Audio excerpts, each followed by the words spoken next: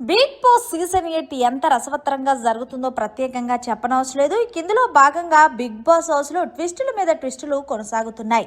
ఈ విషయం పక్కన పెడితే ప్రస్తుతం 12వ వారం ఎలిమినేషన్ అఫీషియల్ గా ముగిసిందనే చెప్పాలి. ఇక 12వ వారం ఎలిమినేషన్ లో 5 మంది నామినేషన్లోకి వచ్చిన సంగతి తెలిసిందే. వాళ్ళందరిలో అతి తక్కువ ఓటింగ్ యష్మికి పడటంతో యష్మి ఈ వారం ఎలిమినేట్ అయ్యి బిగ్ బాస్ హౌస్ నుంచి బయటకు వచ్చేసింది. ఇక యష్మి ఎలిమినేట్ అవ్వడానికి చాలా కారణాలు ఉన్నాయనే చెప్పాలి. ముఖ్యంగా ఆమె హౌస్లోకి అడుగు పెట్టిన తర్వాత ఆమె ఆట తీరుతో ప్రేక్షకులను అలరించినప్పటికీ కూడా ఆమె ప్రవర్తనతో విసుగు చెందించిందనే చెప్పాలి. అంతేకాకుండా ఆట బాగా ఆడినప్పటికీ ఇక్కడ మాటలు అక్కడ, అక్కడ మాటలు ఇక్కడ చెప్పడం ఆమెకు మైనస్గా మారాయి. అది ముఖ్యంగా నిఖిల్ ఆట యష్మి వల్లే పోయిందనే ఒక వార్త కూడా వైరల్ అయిన సంగతి తెలిసిందే.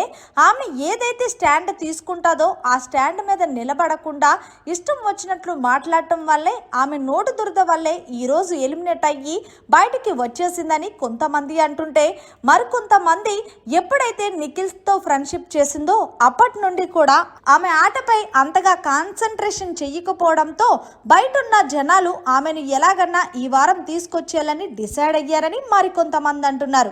ఏదేమైనా సరే 12వ వారం ఎలిమినేషన్ లో భాగంగా యష్మి బయటకు వచ్చేసింది. ఇక నిఖిల్కి ఒక విధంగా చెప్పాలి అంటే కనుక ప్లస్ అనే చెప్పాలి.